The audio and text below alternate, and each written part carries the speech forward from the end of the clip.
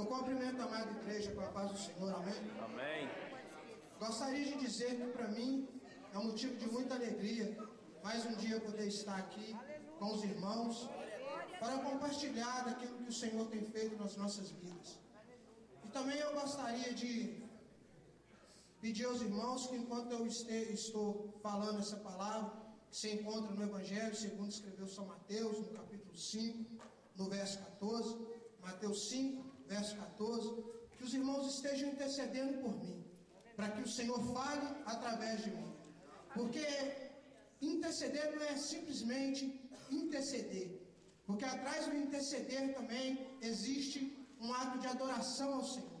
Segundo nos conta a história, quando alguém chegava diante de um rei para interceder por alguém, ou até mesmo para ele próprio, ele tinha que se curvar diante do rei. E curvando-se diante do rei, ele estava externando ao rei que ele era o único que podia resolver aquela situação e que ele tinha poder suficiente para tornar aquele desejo, aquele pedido em realidade.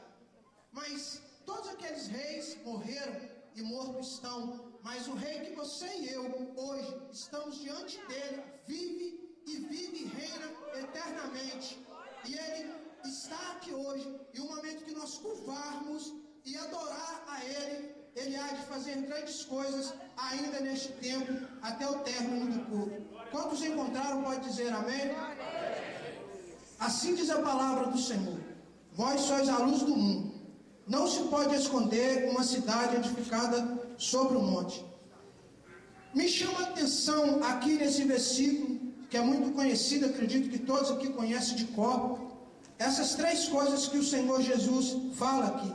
Sabemos que antes do Senhor Jesus dizer essas palavras a esta multidão e os discípulos que estavam perto dele, quando ele chega na cidade da Galiléia, ele começa a realizar alguns milagres, porque aquele povo já estava à espera do Messias prometido, que era a luz do mundo, o qual foi profetizado pelo profeta Isaías, que aqueles que estavam assentados na região da sombra e da morte, lhes raiou uma luz. Então Jesus chega ali naquela região marítima, que foi dado a dois dos filhos de Jacó, Zebulon e Naftali, e uma grande multidão já esperava, porque os judeus, eles tinham como estatuto, foi dito por Deus através de Moisés, melhor dizendo, que eles deveriam passar de geração em geração todos os ensinamentos, tudo o que viesse da lei do Senhor, eles tinham que passar para os seus filhos. Então aquela multidão já sabia que Jesus haveria de chegar ali. Então aquela multidão vê os milagres do Senhor e começam a agrupar, e mais pessoas aglomeram-se ao lado de Jesus, querendo ver milagre, querendo estar perto de Jesus. E Jesus, na sua mente divina, sabendo que o seu tempo aqui na terra era pouco, ele se preocupou em discipular alguém para dar continuidade àquilo que ele veio fazer aqui. Então ele se assenta no monte e começa a dizer a bem-aventurança daqueles que nele esperam, e vai dizendo a bem-aventuranças, e acredito eu, a Bíblia não diz assim, mas eu creio que ele levanta, e os discípulos estavam perto dele, ele aponta o dedo para os discípulos e diz: vós sois a luz do mundo, e não se pode esconder uma cidade edificada sobre o monte. Quando o Senhor disse essas palavras, luz do mundo, ele está nos colocando a um astro de maior grandeza, que é visto por todos, em todos os lugares. Quando acaba aqui o sol, quando ele se põe aqui, quando escurece aqui, é dia no Japão, e assim todos vê o sol. E o Senhor nos tira da sexta criação de Deus e nos coloca na primeira criação. Porque se a gente for ver no livro de Gênesis, Deus viu que era tão importante que foi a primeira coisa que ele fez: luz. E quando ele fez luz, ele disse: haja separação entre as trevas e a luz. E o apóstolo Paulo, escrevendo ao povo de Filipos, ele transforma essa palavra de Jesus em um ato sublime, que serve para as nossas vidas no dia de hoje, quando ele escreve: para que sejais irrepreensíveis e sinceros filhos de Deus, inculpáveis no meio de uma geração corrompida e perversa, entre a qual resplandeceis como um astro no mundo. Trazendo para o dia de hoje um astro de cinema.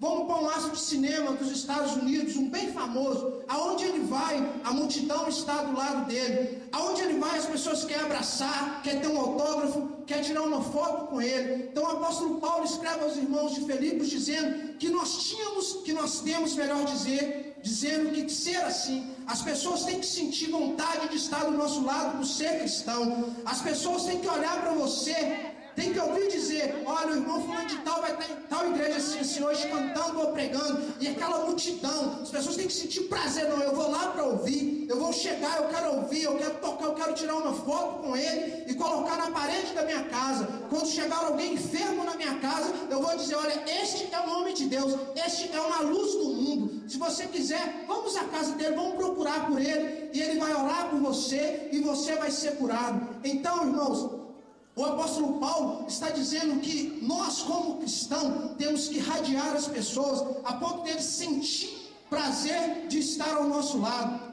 Outro ponto também que me chama a atenção, quando Jesus disse, não se pode esconder uma cidade edificada sobre um monte. Também o apóstolo Paulo escreve no livro de Coríntios, dizendo, não sabeis vós, que vós sois templos do Espírito Santo. E quando ele fala de uma cidade, templo é a mesma coisa que morada, em algumas tradições falam moradas.